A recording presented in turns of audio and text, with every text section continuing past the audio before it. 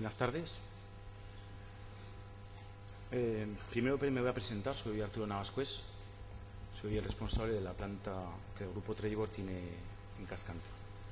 Voy a hacer una breve introducción y procederé a presentar a nuestro anfitrión, aunque creo que lo conocemos todos. En primer lugar, quería agradecer la asistencia de las autoridades, de los representantes de la Junta Directiva de la Asociación de Empresarios de la Ribera, de su presidente Ildefonso, empresarios, comerciantes y resto de invitados que habéis asistido esta tarde a esta conferencia. La economía en Navarra, un reto hacia la modernidad. De la misma manera, quiero agradecer al Partido Socialista de Navarra la organización de este evento, ya que con él demuestra su implicación con el futuro y el bienestar de la sociedad navarra y su interés por desarrollar un debate para impulsar una reflexión abierta que nos suscita verdaderas preocupaciones a todos sobre cuál es la situación económica y el camino hacia su recuperación y sostenimiento. También, como no podía ser de otra manera, quisiera agradecer la presencia hoy aquí de Roberto Jiménez Allí, secretario general del Partido Socialista de Navarra y candidato por su partido a la presidencia del Gobierno de Navarra en las elecciones forales del próximo 22 de mayo. Rompiendo un poco con el formato de este tipo de eventos, será Roberto Jiménez quien nos brindará su punto de vista acerca de este tema, que tanto nos atañe a todos, especialmente a empresarios como a trabajadores. Al finalizar su intervención, abriremos un coloquio para que podamos formular preguntas y, en su caso, a través de ellas, ampliar los criterios e ideas de nuestro conferenciante. Roberto Jiménez seguramente no necesita presentación, como he dicho antes. La gran mayoría de ustedes ya lo conocen como secretario general y máximo representante del Partido Socialista de Navarra. Pero los que lo conocemos un poco, sabemos que Roberto es mucho más que un nombre o un cargo, al menos en lo personal y profesional. Roberto es una persona preparada, es abogado y licenciado en Derecho y Práctica Jurídica, pero sobre todo es una persona que vive en constante aprendizaje y para ello sabe escuchar e interiorizar lo que el resto de sus convecinos le trasladan. Por ello, a pesar de su edad no muy avanzada, es una persona madura, templada, estable y muy concienciada con las necesidades de Navarra, y que nos ha demostrado su compromiso con esta tierra y con sus problemas y necesidades. Su energía e ímpetu y pasión por mejorar las cosas le llevan a ser un moderado inconformista democrático, exigente consigo mismo y con los demás, que siempre quiere lo mejor para los suyos y, según él dice y sostiene, los suyos son todos los navarros y navarras que tengan ganas de que las cosas funcionen con justicia, con igualdad de oportunidades y con respeto hacia los demás, particularmente hacia aquellos que no piensan lo mismo. Para ello, ha invertido todo su esfuerzo durante su trayectoria pública, primero como concejal en el Ayuntamiento de Pamplona, posteriormente como portavoz del Grupo Socialista en el Parlamento Foral y ahora también en sus responsabilidades políticas como secretario general del PSN, en alcanzar esos y otros objetivos sociales y de convivencia, pero también objetivos económicos y de desarrollo industrial sostenible. Roberto Jiménez, ante todo, se define como un trabajador. Lo fue primero al servicio de otras empresas y lo es ahora al servicio público. Como podremos escuchar y concluir en su intervención, es consciente de la envergadura de esta crisis mundial, europea, española, navarra y, por supuesto, que nos atañe en la Ribera. Y a lo que los navarros, aunque lo intentáramos, no nos es ajena. Pero cree en el progreso y la modernidad, en la suma de esfuerzos, en las posibilidades colectivas de nuestra comunidad foral, y por ello afirma que tanto su partido como él van a seguir poniendo todo de su parte. Pero mejor que todo esto os lo cuente él personalmente. Gracias, Roberto, por estar hoy entre nosotros. Gracias por abordar un tema complejo y difícil. Gracias por tu disposición.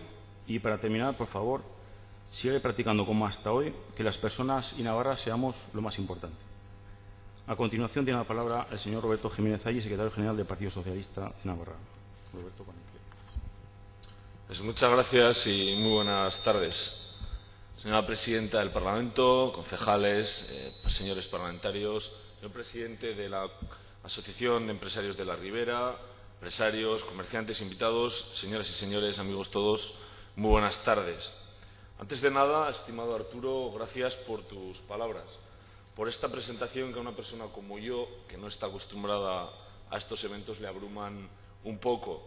Pero debo reconocer que mi corazón siempre está con esta tierra, con la Ribera y con el esfuerzo que hombres y mujeres empresarios como vosotros estáis aportando para mantener y mejorar el bienestar de Navarra y a la vez para asegurar el futuro, en tu caso, de Trelleborg en Cascante y el futuro de cada una de vuestras empresas en la Ribera.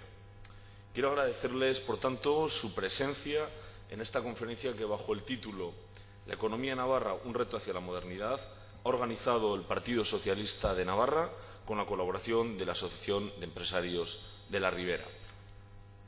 Quiero, por tanto, reconocer públicamente su colaboración desinteresada, señor presidente. Me presento ante todos ustedes con la intención de hacer un análisis de la situación económica y, sobre todo, de los retos futuros que debemos de acometer. Y para decirles que las cosas se pueden hacer de otra manera, que las cosas pueden ser diferentes. Nosotros confiamos en las personas, en sus capacidades, en la importancia de la educación y de la formación, en un escenario de potencial competitividad, en la apuesta por el I+D+I, también por la mejora de las infraestructuras, las comunicaciones y una sociedad sostenible, donde la cohesión social sea el eje de nuestras actuaciones. Por supuesto, con la mirada puesta, especialmente en estos momentos, en los desempleados y en sus familias. Quiero y creo en una Navarra más y mejor vertebrada, donde, y vosotros en la Ribera bien lo sabéis, no haya desigualdades entre las diferentes comarcas y, por tanto, entre sus habitantes.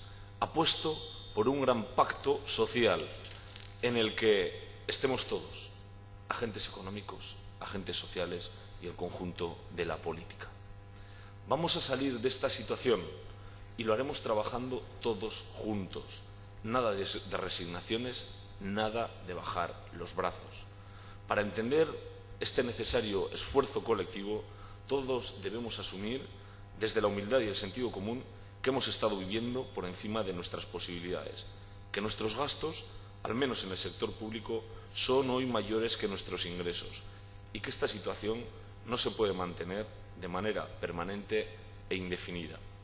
Para garantizar el futuro de nuestro estado de bienestar, crecimiento económico, la competitividad de nuestra empresa y la generación de empleo, es necesario tomar medidas y hacer reformas necesarias y profundas.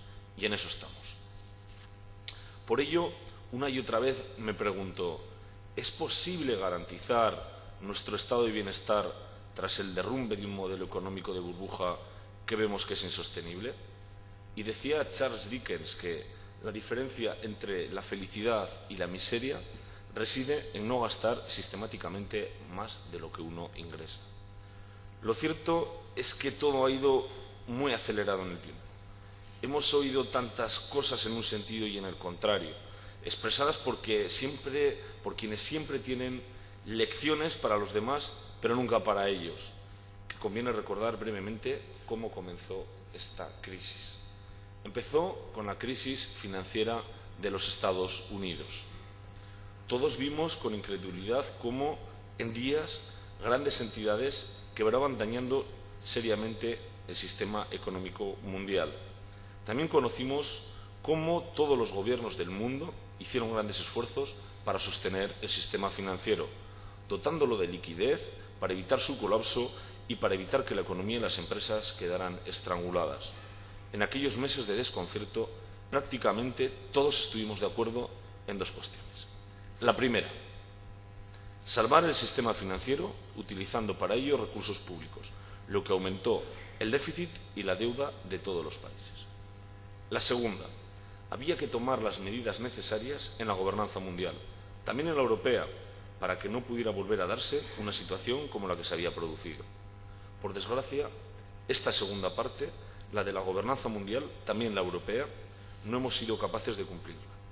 Recuerden cómo dirigentes y pensadores nada sospechosos de ser de izquierdas hablaban hasta de refundar el capitalismo.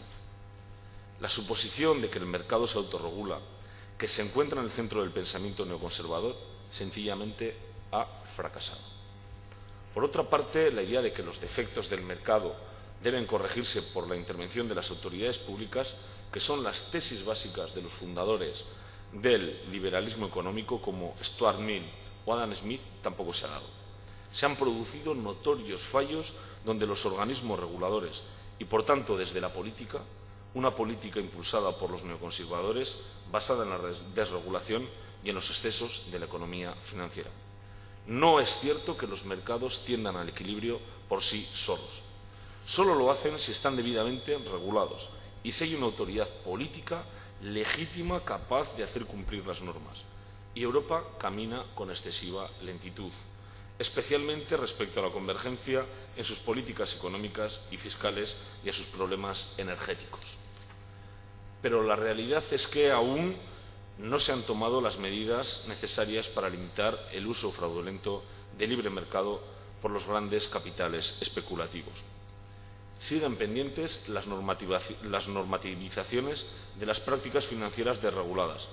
Sigue pendiente de reflexión el papel de las agencias de calificación, esas mismas que estuvieron dando coberturas de triples AES, activos de empresa y bancos que en realidad eran bonos basura y que llevó a la ruina a muchas personas.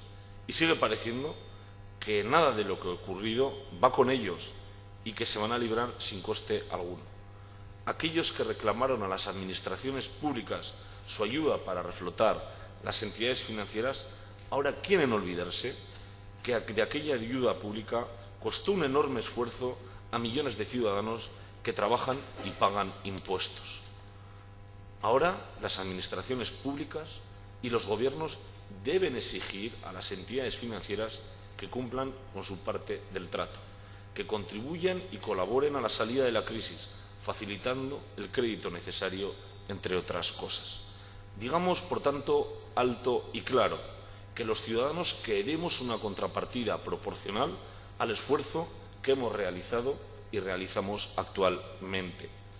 Considero que la inmensa mayoría de los ciudadanos y ciudadanas estamos interesados y tenemos que trabajar para que la gobernanza europea y mundial adopten las medidas necesarias para limitar la arbitrariedad y la especulación de aquellos que dañan y perjudican la economía de los países, quedándose con los beneficios y socializando únicamente sus pérdidas entre la población afectada. Tras todo esto vino una segunda fase, en la que también todos los países y regiones, Navarra también de forma singular, adoptamos medidas para reactivar nuestra economía y dinamizar alguno de los sectores productivos en peor situación, especialmente el sector de la obra pública y de la construcción. Durante meses, todas las medidas del conjunto de los países para combatir la crisis pasaban por el incremento de la inversión productiva y el gasto público. Las autoridades de todo el mundo se dedicaron a utilizar los fondos públicos para subvencionar industrias, inyectar liquidez, estimular la actividad económica con ingentes partidas presupuestarias para evitar que la crisis de origen financiero derivara en una depresión económica al estilo de la vivida en el crack de 1929. Era la vuelta de John Maynard Keynes.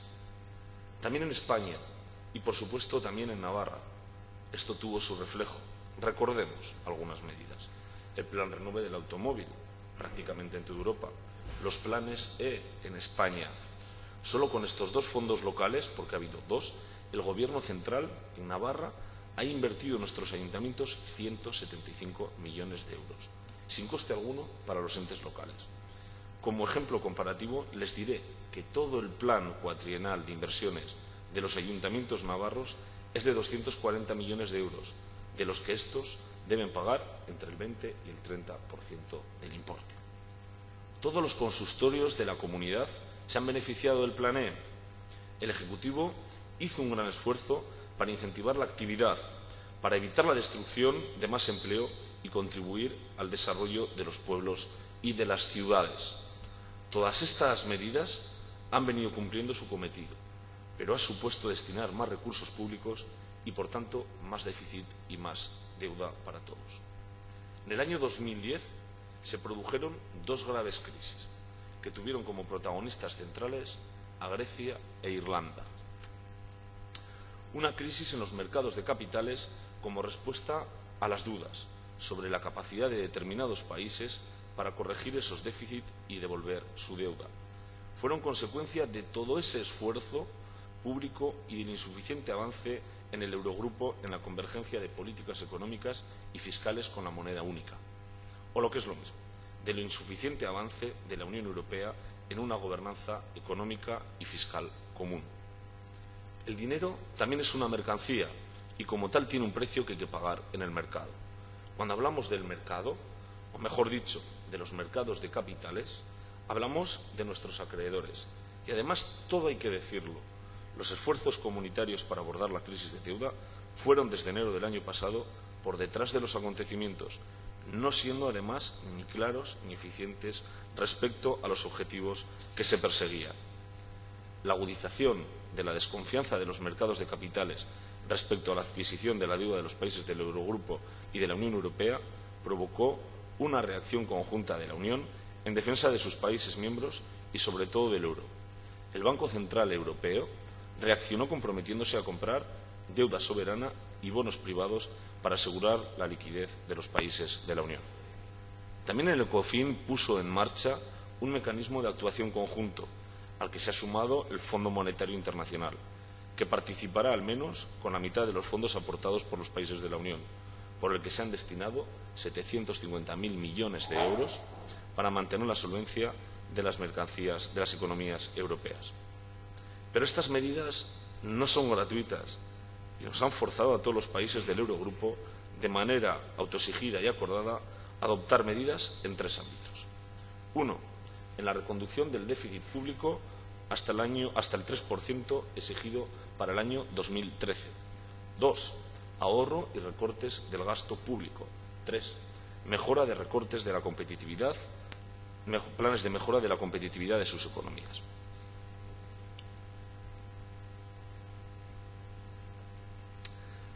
Las continuas transformaciones de la crisis económica motivan que España esté padeciendo ahora tres problemas concatenados que están por encima de los demás. Un déficit público muy alto, aunque se está reduciendo de forma considerable en cumplimiento de los compromisos adquiridos, una tasa de paro casi récord dentro de lo que es la OCDE y dificultades de financiación de los bancos y cajas de ahorros en el mercado mayorista que se trasladan de manera automática a la sequía de crédito, a las empresas y a las familias. Con las dos medidas, la de consolidación fiscal y eliminar parte del paro estructural que tiene nuestra economía, se pretende que nuestro país no sufra una década perdida. La reducción del déficit en la situación actual, con un crecimiento muy pequeño, no es un capricho de los gobiernos, sino un seguro contra los ataques del capital especulativo.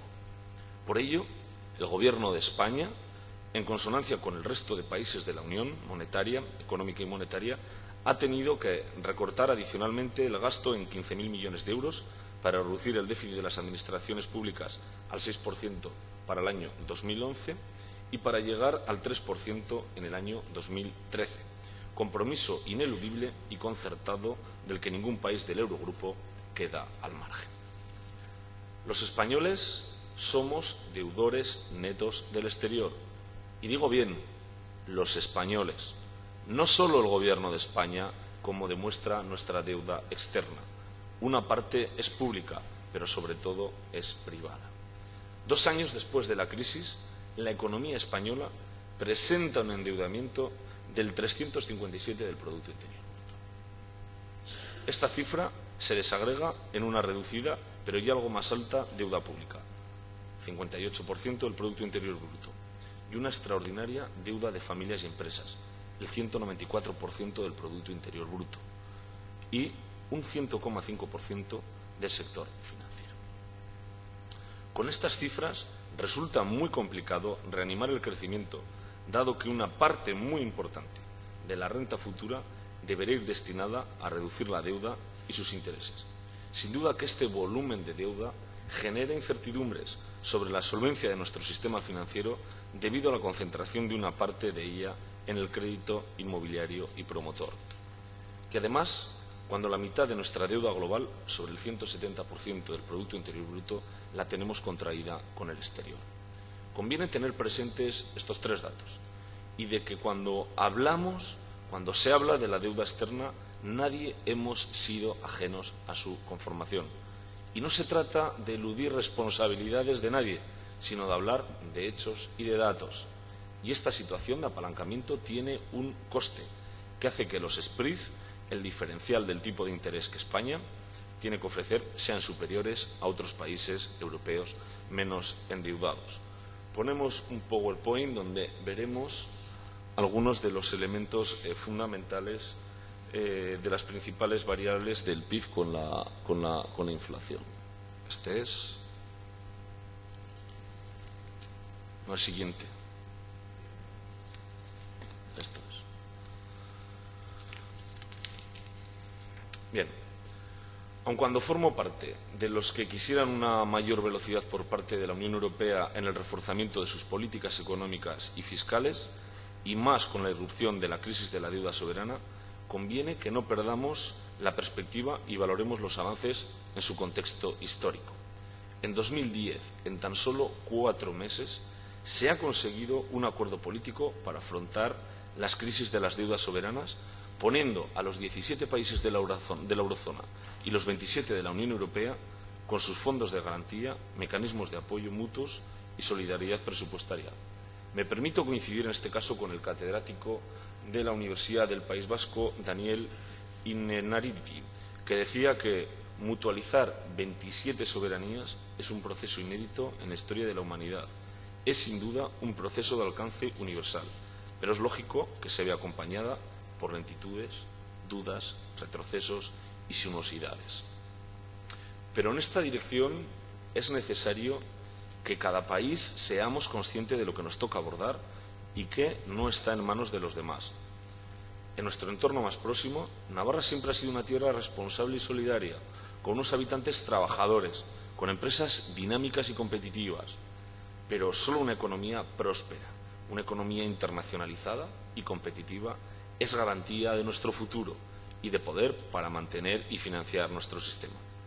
Muchas empresas y pequeños negocios se han visto afectados por la crisis en Navarra. ¿Qué les voy a contar? Miles de trabajadores han pasado y pasan por la angustia de la regulación de empleo y por la preocupación futura de su trabajo. Muchas personas, muchos ciudadanos han perdido su empleo y hay familias enteras que tienen a todos sus miembros en paro y dependiendo exclusivamente de la renta básica para su mantenimiento. Muchos trabajadores y muchos autónomos en distintas empresas han tenido que ajustarse el sueldo, reduciéndoselo en algunos casos en más de una ocasión para poder resistir la crisis. Y eso tiene un gran mérito por parte de nuestros empresarios y autónomos, porque la mayor parte de nuestro tejido empresarial ha optado por buscar fórmulas de aguantar con el sacrificio y esfuerzo de todos, trabajadores y empresarios. Así que buena parte de los ciudadanos ya han pagado por la crisis, ya han pagado su cuota parte por la crisis. Tenemos 43.011 personas en paro y 17.222 personas que percibieron la renta básica el año pasado. Y es necesaria y necesariamente tenemos que adoptar medidas para poder seguir manteniendo esas rentas y todas las rentas con los más desprotegidos y débiles. Son una parte troncal del estado de bienestar y elemento de cohesión y de esa comunidad de valores que luego les hablaré.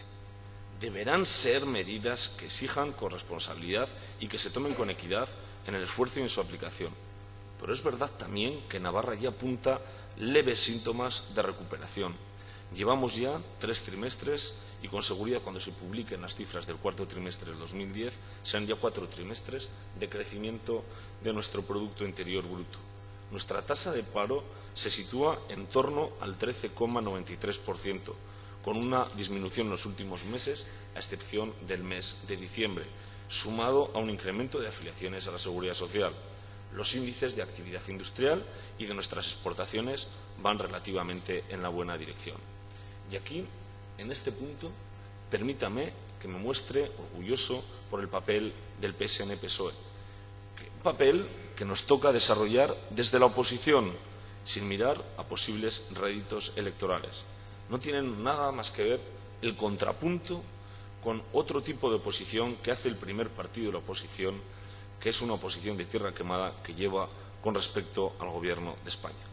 Es cierto que aquí, producto de los acuerdos presupuestarios del año 2008, 2009, 2010 y de la aprobación de los presupuestos para el año 2011, garantizado por el Partido Socialista, aun cuando seguramente por motivaciones de vuelo corto electoral de UPN, este año no se haya podido acordar y se haya tenido un trámite parlamentario más complejo, estamos sin duda en una situación menos mala que otros lugares. Pero con todo tenemos un problema real, y es que han caído de manera sustancial los ingresos públicos y se ha limitado la capacidad del recurso del endeudamiento público. Después de muchos años, el techo de gasto presupuestario de Navarra es inferior al del año anterior. Por tanto, estamos también obligados a hacer reformas, priorizar gastos y obtener recursos para sostener nuestro nivel de servicios, manteniendo los valores de solidaridad y cohesión en nuestra comunidad foral. Y esto nos exige el seguir haciendo esfuerzos, como la mayor parte de nuestra sociedad civil ya ha hecho y viene haciendo. La crisis nos ha impactado en Navarra, ni en sus distintas zonas, ni en sus comarcas, como de manera patente y en la Ribera de Navarra lo ha visualizado el estupendo estudio de los indicadores AER, subtitulado El impacto de la crisis económica y financiera en la Ribera de Navarra, que no hace muchas fechas se presentó. No voy a referirme al mismo, puesto que las conclusiones se reflejan nítidamente en su resumen ejecutivo, pero sí me van a permitir con brevedad que, dada la importancia del problema, veamos los datos actualizados a 31 de diciembre del problema de su desempleo y su evolución, pero en especial en su correlación con los niveles de formación. Creo que de su visualización podremos conformar entre todos alguna conclusión interesante a futuro. Ponemos los datos del desempleo, están ya ahí. Bien, como pueden ver, los datos del desempleo sobre la evolución del desempleo en la zona de Tudela dejan entredicho las cantinelas de la distinta afección de la crisis en España y en Navarra. Bien. A 31 de diciembre de 2010, el número de desempleados en esta zona fue de 8.096 personas, que suponen 8.096 dramas personales, de los cuales deberemos sentirnos cerca. Y esto supone, respecto a cierre de diciembre de 2007, cuando en el conjunto de Navarra los datos se acercaban a lo que técnicamente se define como pleno empleo, un crecimiento del desempleo de un 138,53%. Así que menos complacencia y menos marketing por parte del actual Gobierno de Navarra. Pero de estos datos del desempleo en la zona de Tudela quiero ponerles de manifiesto otra realidad. Cuando desagregamos los datos y establecemos las ratios respecto a los niveles formativos de las personas en desempleo. Del conjunto de los desempleados, nada menos que 6.632 personas que están en el desempleo, sobre un total de 8.096, son personas con un mínimo nivel de formación. Dicho de otra manera, el 81,91% de las personas que hoy se encuentran en desempleo en la zona de Tudela, en el desempleo, son personas con un nivel mínimo de formación y con un nivel muy limitado de empleabilidad. Este es otro drama al que tenemos que hacer frente. Entenderán, por tanto, la importancia de algunas de las reformas necesarias que les he indicado, como la de la educación, para que minimice el fracaso escolar en la secundaria y la mejora de la calidad de la formación profesional, y como la de reconsiderar el sistema de desempleo para centrar la financiación en las políticas activas y aminorar los desincentivos al trabajo. Me van a permitir, precisamente en este momento de mi intervención, tras referirme a un tema tan duro como es el del desempleo, que insista en algo que permanentemente vengo transmitiendo, que es clave la credibilidad de la agencia reformista, iniciada por el Gobierno de España para mantener la confianza de los acreedores en España y garantizar un periodo pausado de desendeudamiento sin sobresaltos. Son, por tanto, reformas estructurales imprescindibles para elevar nuestro potencial de crecimiento, que consigan una rápida reducción del desempleo y el mantenimiento de la confianza de los acreedores en nuestra capacidad financiera. Ha sido obligado a adoptar medidas para reducir nuestro déficit y debemos hacer un esfuerzo para reducirlo. Un déficit motivado por subvencionar empresas, por inyectar liquidez, estimular la actividad económica y mantener la cohesión social. Hablamos, por tanto, de medidas necesarias para sanear las arcas públicas, afectando lo menos posible la inversión pública, a las medidas en favor de la generación de la actividad económica y de consumo, y salvaguardando la protección de los más desfavorecidos y afectados por la crisis, como son quienes han perdido su empleo. Las medidas propuestas concilian la reducción del déficit con la recuperación económica. Son necesarias medidas autoconcertadas para cumplir con nuestros compromisos con Europa, soporte fundamental de la estabilidad política y social, para reforzar la confianza del mercado y los inversores en España y en nuestra economía, y para seguir fortaleciendo nuestro sistema productivo, base para la creación de empleo y de riqueza colectiva, y para preservar nuestro estado de bienestar. Es en estos momentos cuando se replantean de manera más aguda y nítida los problemas y contradicciones entre crecimiento y equidad, entre competitividad económica y cohesión social, cuando más problemas asaltan al delicado equilibrio económico que sostiene la financiación del estado de bienestar en los diferentes países que conformamos un espacio social europeo y a los que hay que dar respuestas coordinadas, tanto nacionales como colectivas. En estos momentos, cuando los socialistas venimos reclamando al conjunto de la sociedad esfuerzos colectivos, algunos de ellos de especial dureza pero imprescindibles, y venimos pidiendo al conjunto de las fuerzas políticas patriotismo y altura de miras para salir de la situación en la que nos encontramos. Hay que ir adoptando, como les decía, medidas concertadas con el resto del Eurogrupo de corrección de los desequilibrios propios y de fortalecimiento y sostenibilidad de la Unión Europea. Medidas que en su mayor parte hay que ir adaptando de manera acelerada como respuesta a la evolución de los mercados en una economía globalizada e interdependiente. Una tontería, por más que se repita, no deja de ser una tontería. Desgraciadamente tenemos al principal partido de la oposición en España anclado en una desaforada y permanente campaña electoral del cuanto peor, mejor. Es lamentable tener que recordar permanentemente que estamos hablando de nuestro país, de España y de sus ciudadanos, los españoles y las españolas, no de los votos. Decía lo de tontería y me refería a la crítica populista de que las medidas tomadas por el Gobierno de España son debidas a las presiones y exigencias exteriores. Unas veces dicen que de Obama, otras de Europa, como si nosotros no fuésemos parte de Europa. Permítame enumerarles las reformas que considero fundamentales. La reestructuración de las cajas de ahorros, la reforma laboral, una revisión profunda en la negociación colectiva, reconsiderar el sistema de desempleo para que se centre en las políticas activas de empleo, la revisión del sistema de pensiones para garantizarlas en el medio y en el largo plazo, un marco regulatorio del sector energético nacional, la transformación del sistema educativo, especialmente respecto a la mejora de la calidad en la formación profesional y de universidades competitivas. Para ello, el PSN ha actuado y lo sigue haciendo en consecuencia y con un absoluto sentido de la responsabilidad desde la oposición parlamentaria. Alguna vez me habrán escuchado decir, Navarra o es una comunidad de valores compartidos o sencillamente no es nada. En el norte de nuestra actuación ha estado siempre que en nuestra tierra se preserve la igualdad de oportunidades, la equidad, la cohesión social, la solidaridad y la convivencia. Para nosotros, nuestra comunidad foral, sin esos valores compartidos, no sería más que una tramoya vacua, por más que algunos traten de encubrirla con la bandera y el escudo. Todo proceso reformador es siempre arduo. Estamos de acuerdo, ya que exige transformar el statu quo, pero es importante el reconocimiento colectivo de lo imprescindible de estas reformas que van a sentar las bases de un crecimiento sostenible en el futuro. La incertidumbre es la principal amenaza que tenemos en la actualidad. La velocidad de los cambios impide que se pueda hacer una correcta planificación. Es necesario, por tanto, certidumbre económica y política para poder actuar con sentido. Será entonces cuando se vuelva a recuperar la confianza.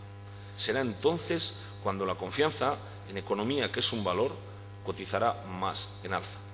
Es uno de los soportes del inversor, del emprendedor, del mercado de capitales. Pero, a pesar de todo, también surgen las oportunidades de negocio y debemos estar preparados para adaptar nuestras estrategias. Es en este momento cuando se hace imprescindible compaginar actuaciones a corto, a medio y a largo plazo, con la definición de una planificación, como les decía, a medio y largo plazo.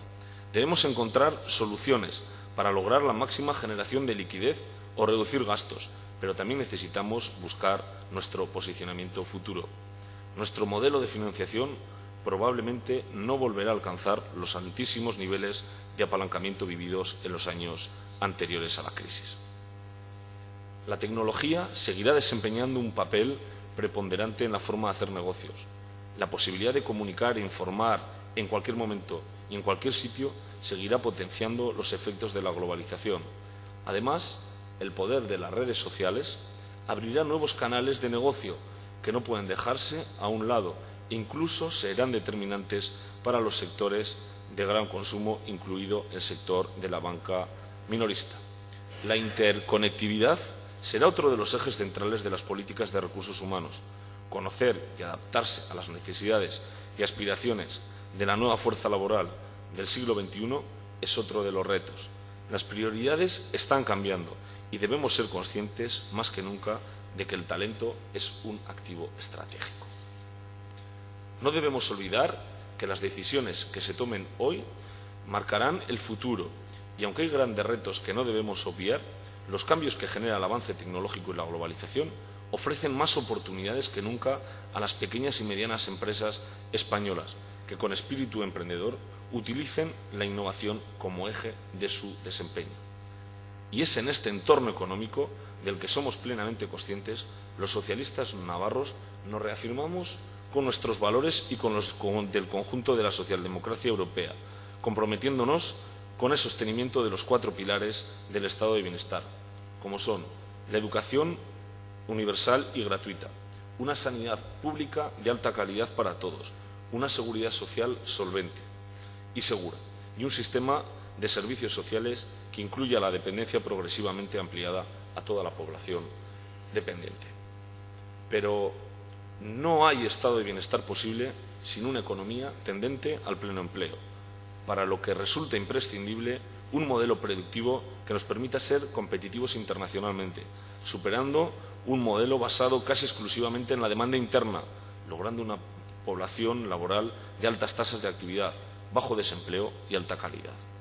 Gobernar es priorizar y destinar el dinero público donde más se necesita y es más eficaz, dando respuestas a los problemas reales de los ciudadanos. Debemos hacer más cosas con menos recursos, para lo cual es imprescindible una mejor gestión de gobierno que la actual. Apuesto por una Navarra de valores, unos valores que nos identifiquen como comunidad foral, y hoy una parte de esos valores deben reflejarse en que haya un reparto adecuado y equitativo, tanto cuando nos repartamos los beneficios de la prosperidad como cuando lo hagamos respecto a los esfuerzos en los momentos más duros de crisis como la actual. Y debemos aprovechar nuestra singularidad, con sus instituciones y leyes propias, para solicitar un esfuerzo de todos con Navarra y que sumemos sinergias y, lo mejor de todo, desde la pluralidad tan arraigada, para hacer un esfuerzo permanente de diálogo y acuerdo para afrontar la situación en la que nos encontramos. Queremos diálogo y acuerdos, pero exigimos a su vez lealtad y grandeza de miras. El PSN asume y asumirá lo que le corresponde hacer para construir un futuro más próspero, colaborando hoy desde la oposición y desde el Gobierno mañana, si contamos, como no puede ser de otra manera, con el apoyo mayoritario de los ciudadanos. Es ineludible que hay que ser más austeros, ahorrar y abordar reformas en nuestra Administración, con 2 premisas que todos debemos compartir parte del esfuerzo y que las medidas deberemos de comenzar a abordarlas desde ya. La sostenibilidad del sistema de bienestar es complejo y exige la coordinación y el equilibrio de muchos factores como aumentar la productividad, tener unas cuentas públicas saneadas, una administración eficiente y austera que no derroche los recursos públicos y una fiscalidad suficiente para garantizar el sistema público si no queremos poner en riesgo la solidaridad entre nuestra gente y la intergeneracional. Objetivos que debemos plantearnos: búsqueda de competitividad, mantenimiento de las inversiones, racionalización de los servicios públicos, reforma fiscal progresiva y mantenimiento de los servicios sociales sin merma de derechos. Búsqueda de la competitividad. La cualificación de las personas es un elemento fundamental para lograr la competitividad. Así, la educación, en sus distintas fases formativas, es determinante. Necesitamos tener competencias en lenguas extranjeras y el inglés es la lengua comercial por excelencia. Por tanto, desde los ciclos más tempranos tendremos que dotarnos de ese conocimiento. La FP debe adaptarse a las necesidades del tejido productivo y ganar, por tanto, en flexibilidad. No es de recibo que formemos profesionales para mandarnos a las listas del paro. Es un derroche de recursos económicos y humanos que no nos podemos permitir. Debemos dignificar la FP, debemos prestigiarla porque debemos dotarnos de la mayoría de la mano de obra. Una sociedad que produce más licenciados en las universidades que profesionales formados en FP es una sociedad desequilibrada. Y no olvidemos que ese es nuestro caso a diferencia de Alemania. La universidad tiene un papel. La universidad debe ser la mejor fábrica de ideas que tenga la comunidad. Soy de los que opina que ya no vale con copiar, eso lo hace cualquiera, que el valor está en crear, en idear, en inventar. La universidad debe formar personas y debe hacer investigación, todo tipo de investigación, pero muy especialmente la aplicada en colaboración con las empresas. Me propongo, si los navarros me otorgan la responsabilidad de gobernar, por tanto, fomentar la educación y la cultura del esfuerzo. Para ello, implantaremos un sistema de becas-salario para los estudiantes de grado superior de FP, para los estudiantes de grado y de posgrado universitario, por una cuantía de 200 euros al mes, condicionados a los resultados académicos, por tanto, al esfuerzo realizado, y a las rentas familiares, y a ser devuelta paulatinamente cuando el beneficiario se incorpore al mercado laboral. Los jóvenes no solo son el futuro de Navarra, son su presente. Otro elemento importante para la competitividad es el relativo a las infraestructuras con carácter general.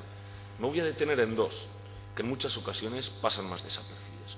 Una, la suficiencia energética, que dista de ser una realidad en la comunidad y está cercenando posibilidades de futuro. Todos conocemos posibles desarrollos que se han ido al traste como consecuencia de esta razón.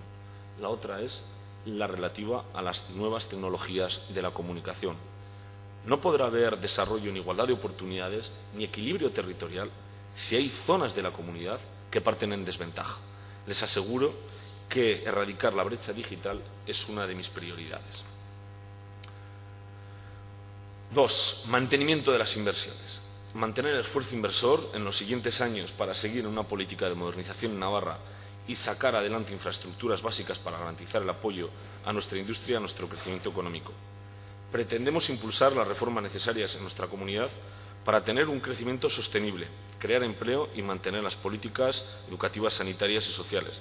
Esto exige que dediquemos recursos a crear puestos de trabajo, a mejorar, sin duda, la internacionalización y la competitividad de nuestras empresas.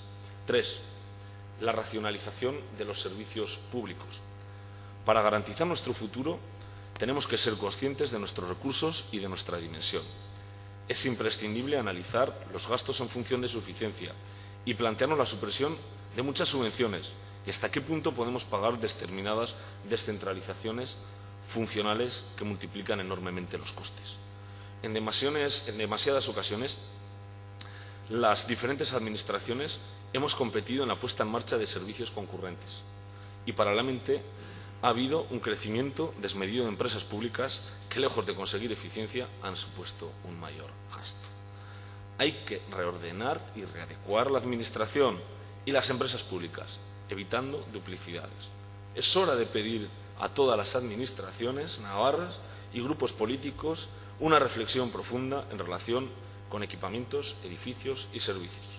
Es necesario reflexionar sobre cómo optimizar los recursos y definir un mapa de prestaciones, de servicios y de infraestructuras bien dimensionado que acorde a nuestras posibilidades y necesidades, impulsando y priorizando aquellos que aporten valor añadido y que a largo plazo podamos mantener. Son medidas que no solo responden a una necesidad coyuntural de reequilibrio financiero y presupuestario de las cuentas públicas. Hacen falta medidas estructurales.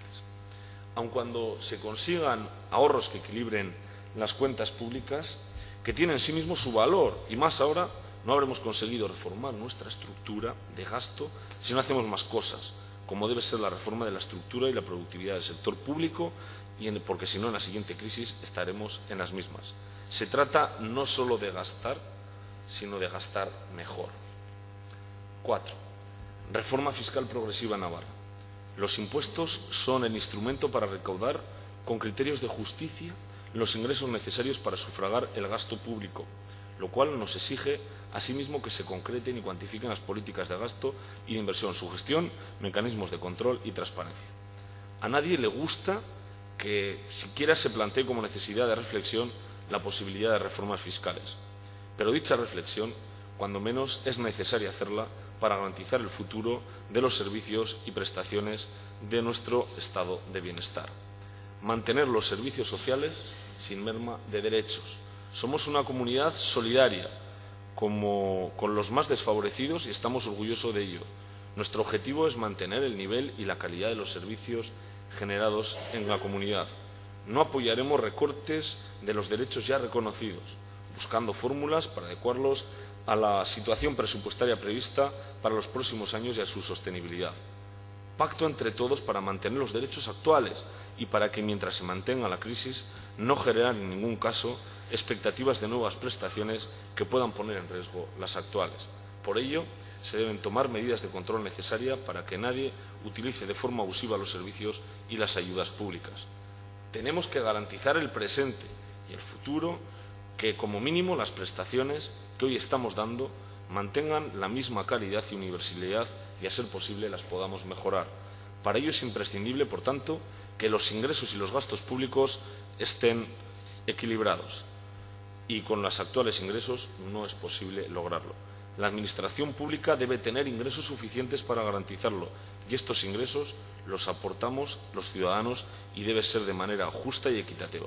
Si queremos para nuestros hijos la mejor educación, la mejor sanidad, los mejores servicios sociales y las mejores infraestructuras, hay que financiarlos. Para ello es imprescindible que la economía crezca, pero también, como les decía, una fiscalidad adecuada.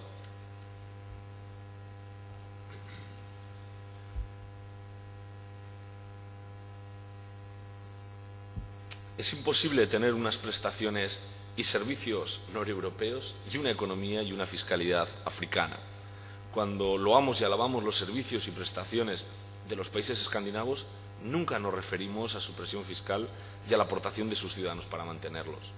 En temas fiscales, nadie somos una isla al margen de España y de Europa, pero tendremos que ir, sin obviar el entorno, readecuando nuestro modelo fiscal, entre otras cosas, actualizando los beneficios fiscales. Y el fraude fiscal es un golpe a la solidaridad para el conjunto de la comunidad, en la que se vive y de la que todos nos beneficiamos. El defraudador hace que el honrado pague más. La lucha contra el fraude es una responsabilidad que a todos nos compete. No puede ser una práctica socialmente disculpable y aún menos alabada. Por tanto, estamos en un momento en que lo principal es mirar por España, por Navarra y por sus ciudadanos.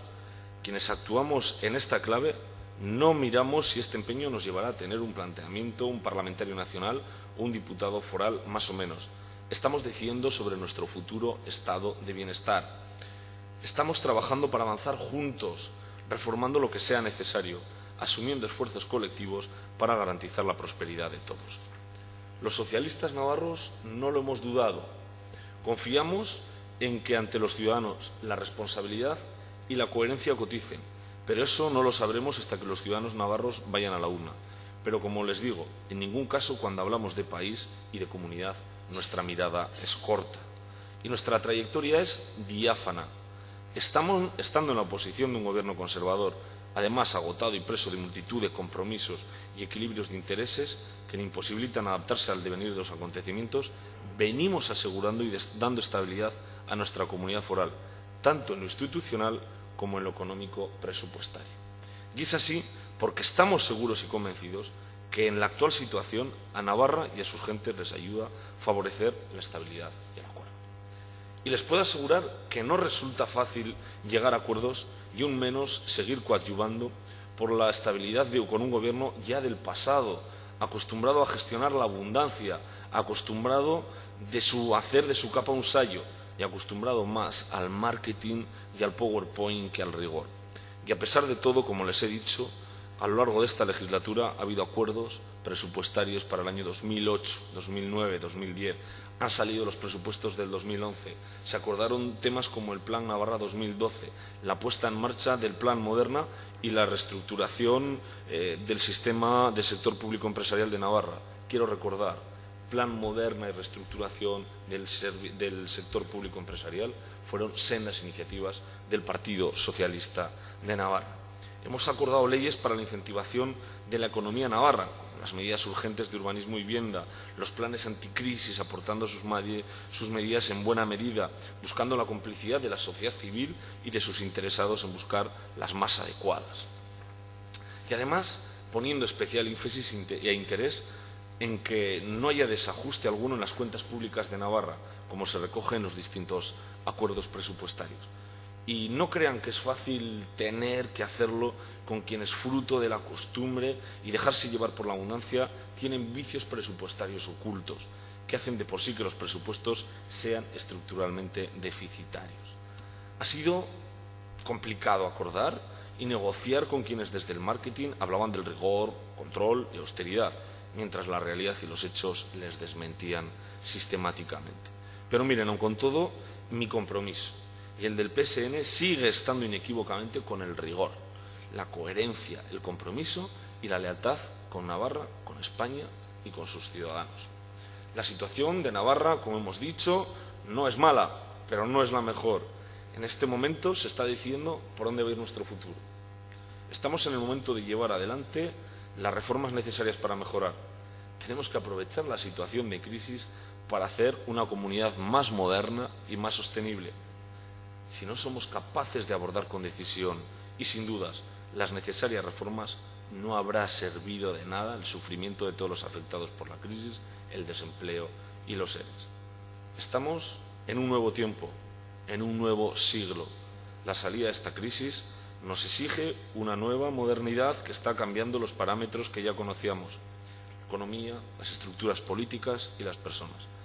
Las nuevas tecnologías, las formas de comunicación, tanto físicas como virtuales, están moldeando otra forma de vivir y de relacionarse.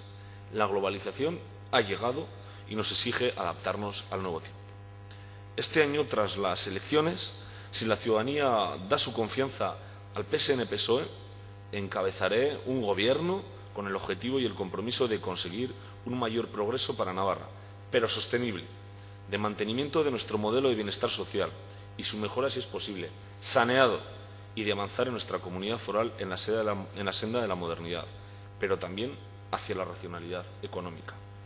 Nuestro proyecto es el ejemplo de que las cosas se pueden hacer de otra manera y pueden ser de otra manera. Y con la firme voluntad y decisión de fortalecer los lazos que nos unen a todos los navarros y navarras, analizando los problemas que tenemos por delante y proponiendo objetivos compartidos para avanzar colectivamente, porque navarros somos los de izquierdas, son los de derechas y son también los nacionalistas, y los problemas nos atañen a todos por igual. Mi compromiso es, por tanto, un cambio tranquilo, un cambio responsable, que haga posible que Navarra funcione y avance con todas sus potencialidades, superando lastres y esquemas ya obsoletos del pasado que nos están limitando el futuro. A ese futuro les emplazo y desde la humildad, pero también desde la determinación, les solicito su ayuda a todos ustedes como parte integrante de nuestra sociedad civil. En el PSOE, en el PSN-PSOE, tenemos claro que de esta crisis o salimos todos juntos o no salimos, y que nunca es igual la manera de gobernar y de acercarse a los problemas de un gobierno socialista que un gobierno conservador. Contamos con unos activos únicos: la sociedad civil navarra, el tejido empresarial y, por supuesto, una cultura de acuerdo que ha dado grandes frutos. Ustedes, todos ustedes, son una pieza fundamental para el desarrollo de la comunidad. Su papel es más importante de lo que pudiera parecerles. Cuento con todos ustedes. Muchas gracias.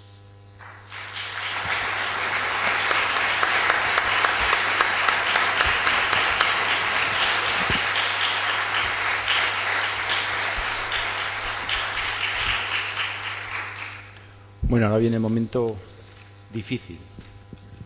Las preguntas. Estoy seguro que todos tenemos preocupaciones por los hijos, los nietos, cuál va a ser el futuro. Estoy seguro que alguien tiene alguna preocupación. Me gustaría que la transmitierais en este momento.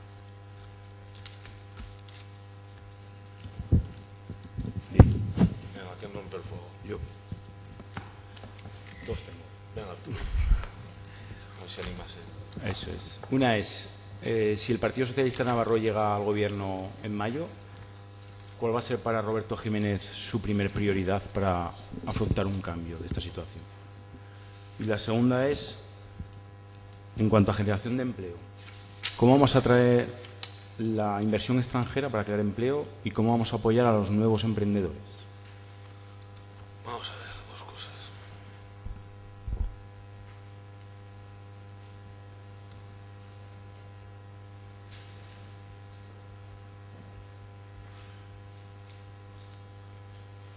Bueno, vamos a ver, mis prioridades en el momento en que entra en el gobierno en el ámbito relacionado con la economía son claras. Yo he dicho que creo que buena parte de las soluciones a los problemas es cimentar una economía sólida para el futuro. Yo no soy ningún mesías, no voy a prometer cuestiones que sé que no puedo cumplir. Nosotros como partido, y bien lo saben mis compañeros, que nos comprometemos sencillamente a lo que podemos cumplir. Esa es nuestra credibilidad y esa es nuestra responsabilidad. Por tanto, no podemos decir que nada más entrar en el gobierno vamos a resolver todos los problemas del desempleo. Lo que sí que me comprometo es a cimentar unas bases sólidas de crecimiento. Lo he dicho aquí, educación. El impulso del bilingüismo en inglés va a ser una de nuestras prioridades. La reforma del FP, dentro del marco nacional, será otra de nuestras prioridades. Yo me comprometo a traer como experiencia piloto, por medio de una fundación alemana, el modelo alemán de FP, que quizás sea el más avanzado que hay en Europa. Y también me comprometo a un trabajo continuado con la universidad. Con la universidad garantizándole una financiación cuatrienal, cuestión que este Gobierno no ha querido darle a lo largo de los últimos años, y incentivando la investigación aplicada para que sea una verdadera fábrica de ideas. Me comprometo también, al minuto siguiente, a trabajar para acabar con la brecha tecnológica que he dicho antes y también con la insuficiencia energética en algunos sitios. Por tanto, la búsqueda de la competitividad en todo momento, y todo regido desde la responsabilidad y la búsqueda del acuerdo con el conjunto de la sociedad, agentes económicos, agentes sociales y con la sociedad civil en general.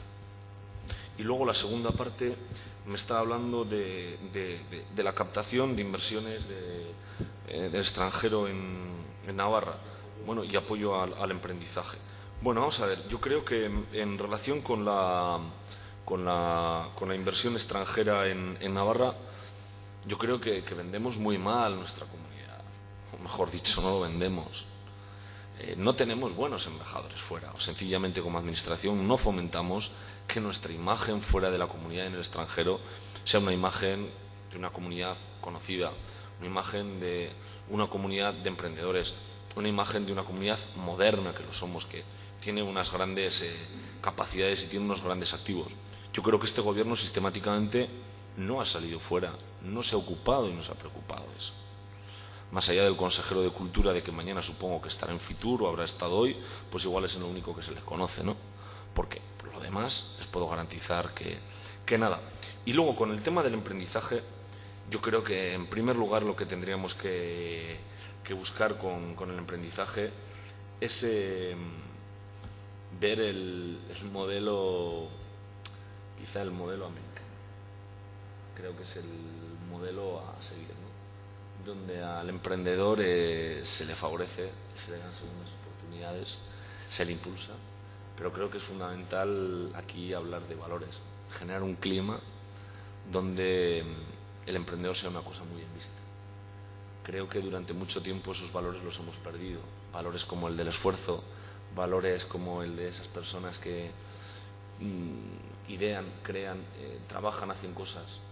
Yo creo que durante mucho tiempo nos hemos quedado más en la comodidad de buscar el empleo fácil, de la ley del mínimo esfuerzo, porque realmente, claro, una economía producto de la burbuja inmobiliaria que generó Aznar, pues era muy fácil encontrar empleo. Esta es la realidad. Ahora hay que imponer valores y desde luego ayudas económicas todas.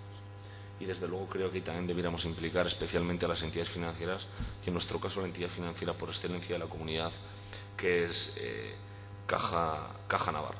También para el emprendedor hay que ayudarle en el sentido de que debemos reducir trámites administrativos, que es una cuestión también relacionada directamente con la competitividad. No podemos ser tan lentos que en una comunidad vecina hagan las cosas 16 veces más rápido que nosotros.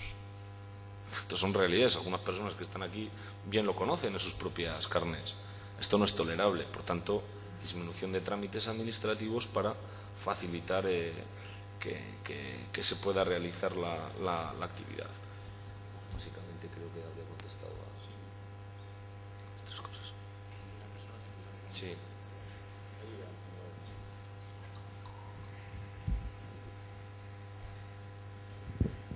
Muy buenas. Muchas gracias por darme la oportunidad.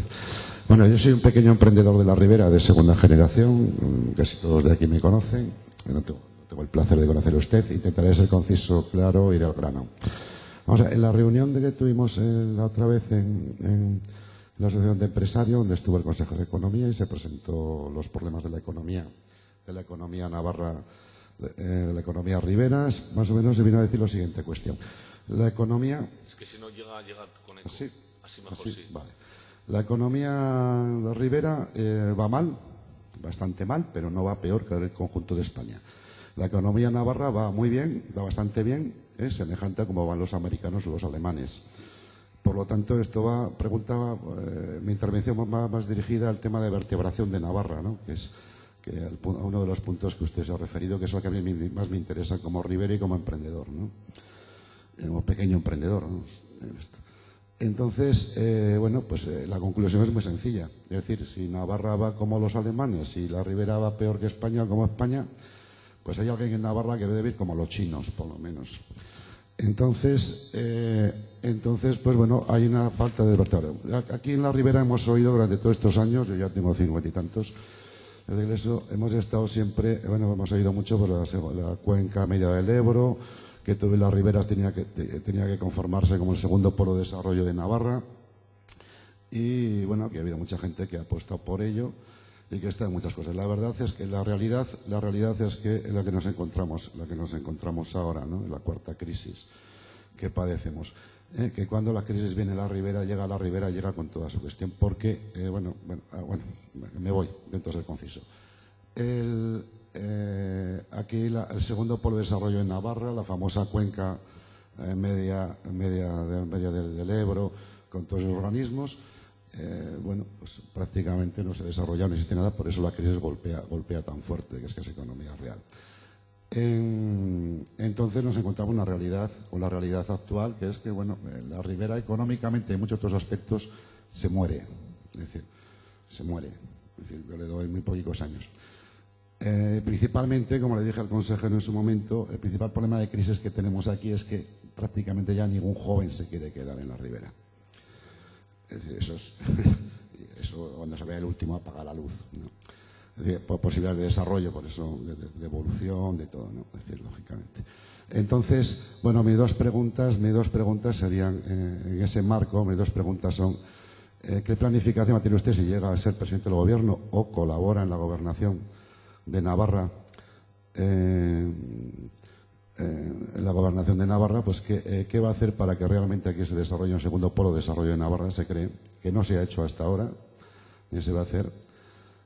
¿Cuáles son las medidas concretas que van a desarrollar a ese nivel? Porque hasta el consorcio ha desaparecido. Y en segundo lugar, ¿qué le parecería a usted si los riberos somos un 25% de la población de Navarra? ¿Qué le parecería a usted que el 25% de la inversión y del gasto de lo que es actualmente lo que ya llamamos algunos gobierno de Pamplona, ¿no? Porque ya el gobierno de Navarra, pues la verdad no creemos mucho en él.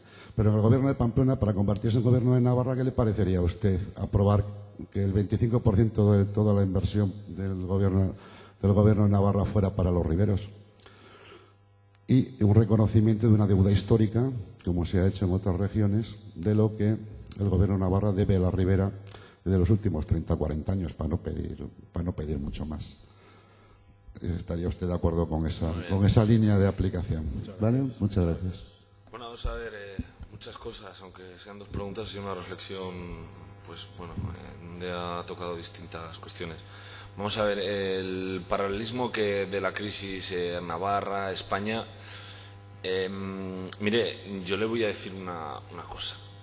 Si miramos los datos, sobre todo del desempleo, observaremos que el crecimiento del desempleo ha tenido la misma tendencia en España que en Navarra.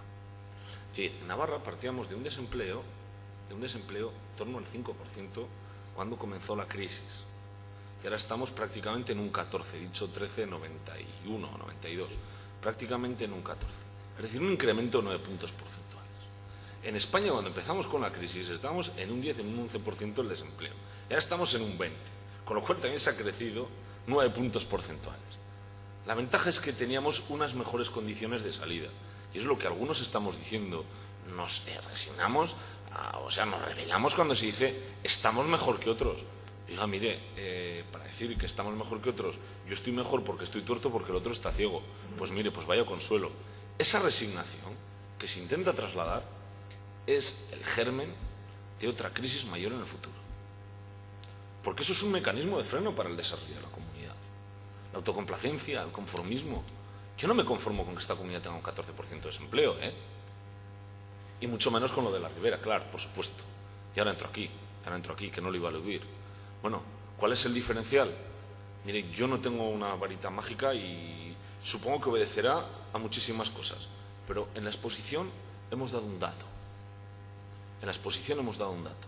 Hablábamos, si no me equivoco, de 8.093 desempleados en la Ribera. Decimos Ribera, hablemos de Ribera propiamente, la oficina atendida por la oficina del Servicio de Empleo de Tudela, que llega a 23, 24 pueblos, digamos, Cadreita, Milagro ¿pertenece aquí? O bueno, pues hasta esa zona.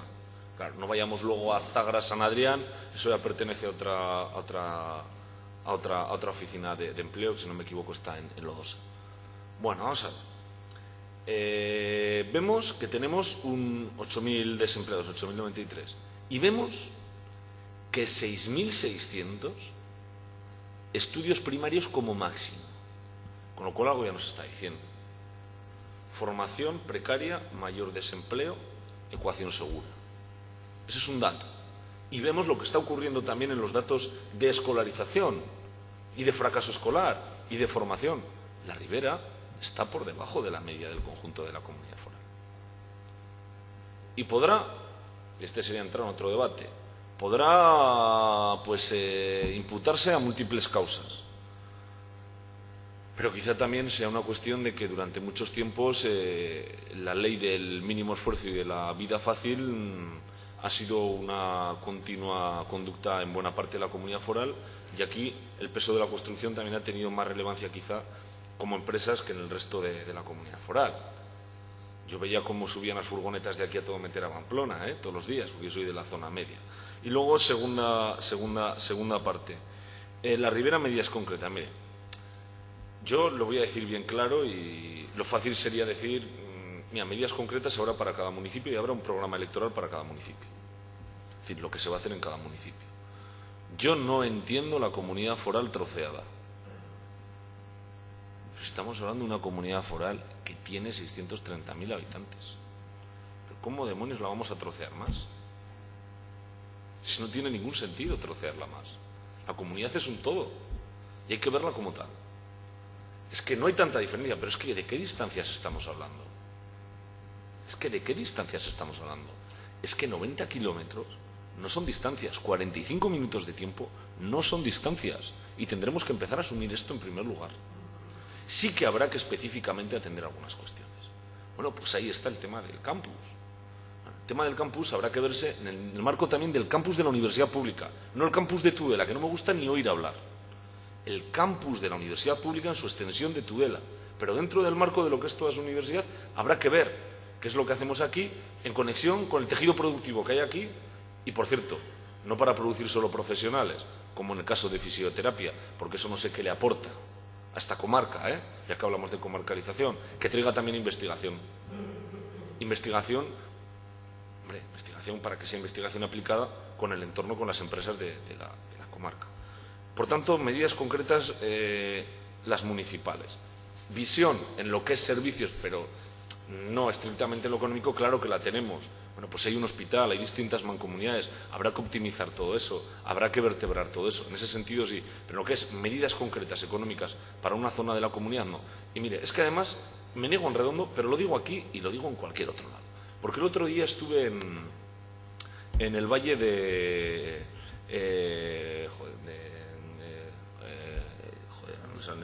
no, Valcerme, no, el de arriba, el Salazar. Bueno, es que los del Valle de Salazar, ¿saben lo que dicen? Y antes de ayer estuve con la SEME, con la Asociación de Empresarios de Tierra Estella. Ellos dicen que están peor que lo que está a la ribera. Y los de la montaña dicen que son los peor maltratados. Y los de Tafalla se quejan respecto a los de Pamplona. Y los de Sangüesa... Esta es una cuestión que en esta comunidad cualquiera que la visite de norte a sur, de este a oeste, el uno se queja respecto al otro, el resto respecto a uno. Y hablamos de los de Pamplona y se quejan respecto a todos. Vamos a ver la comunidad como un todo y no veamos y troceemos la comunidad competitivamente, porque me parece que es un error. La comunidad es un todo y lo que tenemos que hacer es sumar esfuerzos colectivos para verla en su conjunto. Y luego, la apreciación que he hecho de que somos el 25% en la ribera, le voy a corregir. No son ustedes el 25%, son el 15%. El 15%. Ojo, muy importante, ¿eh? 15%, no es una cuestión menor. Le digo, ojalá fuera mayor el porcentaje. Ojalá fuera mayor el porcentaje. Es decir, bueno, con ese 15% que viniera el 15%, me da igual, o el 25% de inversión aquí. Cuidado cuando se hacen esas aseveraciones, porque si se hace la cuenta igual se sale mal, ¿eh? Que unos años podrá salir mejor y otros años podrá salir peor. Porque es que hay cosas que es que no son de una zona o son de otra. Pongo un ejemplo. ¿El canal de Navarra de quién es? ¿Es de la zona norte, de la zona media o de la ribera? Será de todos, ¿no? ¿El tren de alta velocidad de quién es? ¿Del norte, del sur, del este o del oeste? Será de todos, ¿no? Los servicios hospitalarios serán de todos, ¿no? Las carreteras no acaban en un sitio, serán de todos, ¿no? Ahora, si hablamos específicamente de polígonos industriales, bueno, pues eso sí que podemos imputarlo. Pero, en fin, esa es una cuenta que en una comunidad tan chica como esta, trocearla me parece un error. Yo insisto, yo veo la comunidad como un todo. Por Dios, que somos 630.000 habitantes, que somos poblacionalmente el barrio de Vallecas. No empecemos a trocear eso, que nos equivocamos. Busquemos las sinergias entre las distintas partes de la comunidad para crecer todos, porque podemos crecer todos. No veamos competencia con Pamplona, veamos competitividad, que es colaboración con Pamplona, con Estella, con Tafalla, que somos un todo, que no somos cosas distintas. Tendremos nuestros matices culturales, diferenciales, lo que se quiera, pero somos un todo.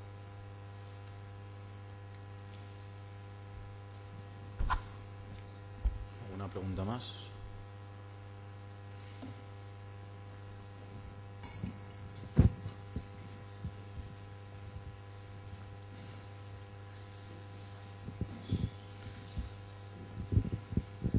Hola, buenas noches. Quería hacer algún comentario de lo que se ha salido a relucir ahora, que es los que no estudien también tienen derecho a comer y a trabajar. ¿Ah? A comer y a trabajar. No sé si se me escucha bien o no. No, ahora sí le escucho bien, disculpe, ¿eh? Ya lo siento. Digo que los que no estudian también tienen derecho a comer y a trabajar. Que hay que pensar un poco en el presente también, que no sé si se ha dado una vuelta por Tudela y ya si puede ver las tiendas, qué es lo que está pasando, y que es el reflejo de lo que está pasando más en Tudela, que es que falta ya trabajo, que hay bastante necesidad y que también se corre a las empresas, que estamos a falta de un poco de ayuda de alguien, de banca o lo que sea, porque los pagos cada vez se van haciendo más grandes, o más largos, perdón. Claro, esto viene a consecuencia de que los grandes también se financian a través de los pequeños. Esa yo creo que es toda mi reflexión, todo lo que llevo dentro para comentarle. Fantástico. Muchas gracias. Bueno, yo le digo una cosa. Yo he hablado de retos futuros y de cómo creo que deben ser las cosas. Evidentemente, para una persona de izquierdas, como es mi caso, aquí tiene que comer todo el mundo. Y por eso he hablado de cohesión y de solidaridad. Pero si estamos planteando por dónde va el reto de la economía y cómo la debemos modernizar, he hablado de la cultura del esfuerzo colectivo, he hablado del acuerdo y he hablado de la formación, que me parece que son retos fundamentales. Mire, todo el mundo tiene que comer. Y por eso aquí hay renta básica en Navarra, que es el salario mínimo interprofesional. Por cierto, a iniciativa de este partido. Y he dicho, yo creo que tenemos que salir todos juntos, si no nos saldremos. Una situación en la que solo salgan unos y se queden otros abajo, sencillamente será una sociedad quebrada donde no habremos salido. Yo no comparto eso.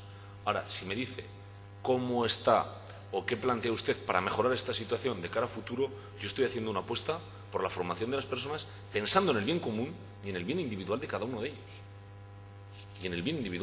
ellos. Ahora, evidentemente, están los sistemas. Mire, lo he dicho antes, yo no soy ningún mago y les adelanto una cosa.